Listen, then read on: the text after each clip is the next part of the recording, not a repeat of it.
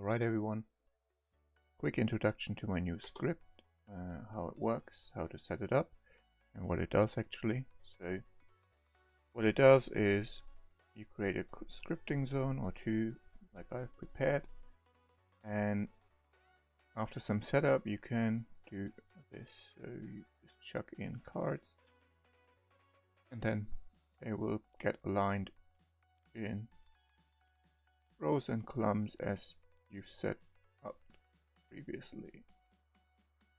The only thing you have to be aware of is that it only works if it's not already in the zone. So you see now a couple of cards. When I let go of them, they are already in here, so that will not apply.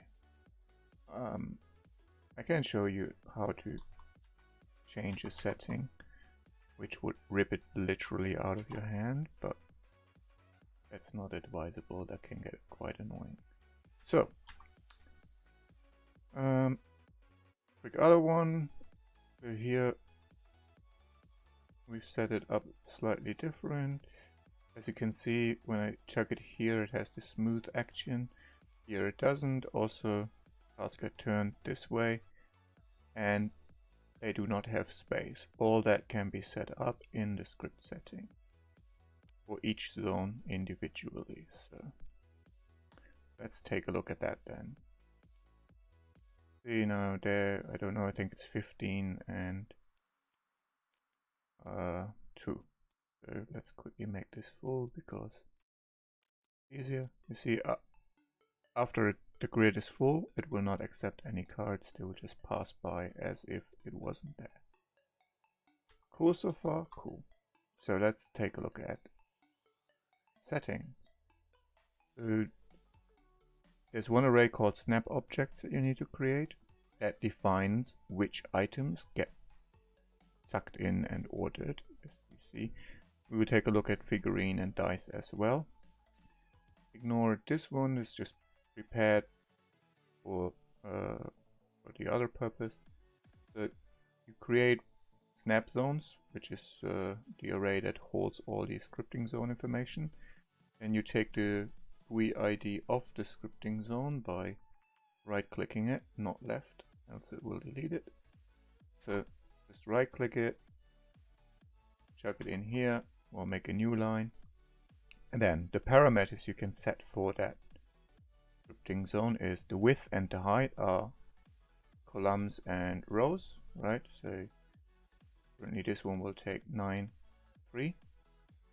And spacing of the rows means horizontally in this case how much space is between the cards.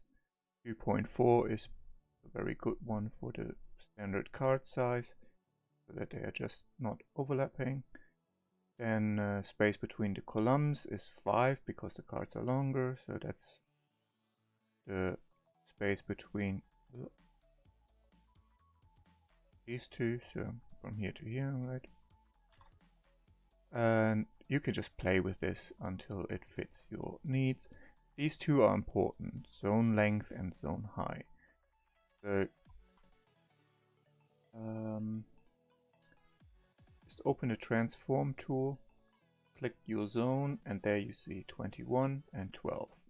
And for this one it's 8 and 20. So because we are looking at it the same way, it's also here 20 zone length and 8 high. And then for this one 12 and 21, 21 and 12. Perfect. So these are very important. Without this, cards will go everywhere. Then you can also put rotation to it.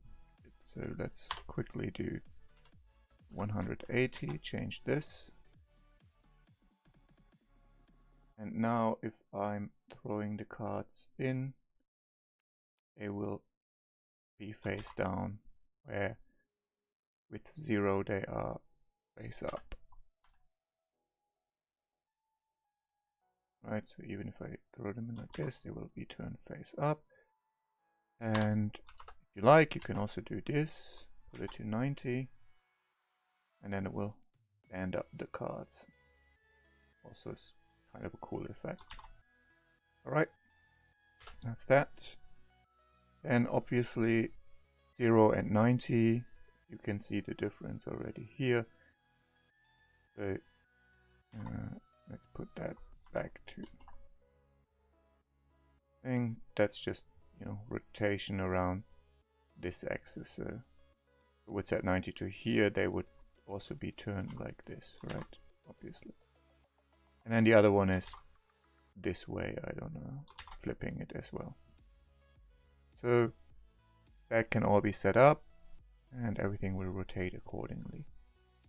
Now reverse is currently set to false. You've seen when I chucked the cards in, it would go from right to left, now left to right. If this needs to be true or false, it depends on the rotation of your zone, so also just try and then switch if needed. Then skip rotation is currently false, and that means if we take a couple of dice and throw them in there, it will be 1 and 17 for the 20-sided and 6 for the 12, because it faces the thing to rotate exactly that way, right? So if we now set that to true, then it will not apply this parameter, and then we can just chuck our dice in there. They will still be grabbed, but they will fall normally without forcing of any rotation. And then smooth action true and false is also seen here. That's how it looks if it's smooth, and this one is how it looks when it's not smooth. So both have its advantages. This one is not affected by hand zones and shit. This one is, but you shouldn't have a hand zone in your other zone anyway, so as you like. And that's basically that. So that are all the settings you can do currently. And now I just want to do this. Basically it's the same scripting zone, I just changed a little bit rows, column spacing. And that's just because this I find oddly satisfying.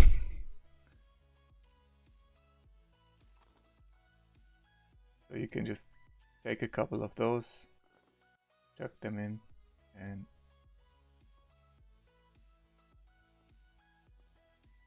they will just line up. Maybe don't throw a card in there as well. Right. Or we can take a bunch of dice and do the same thing. But again, now currently it's set to force the rotation. Skip rotation true. And then we can take all of those, just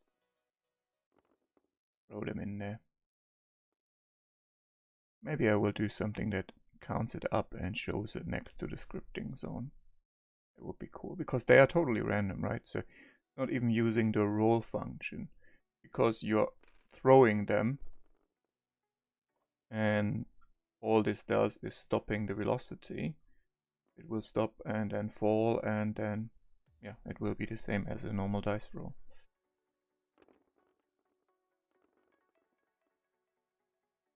Just need to make sure that it reaches the zone.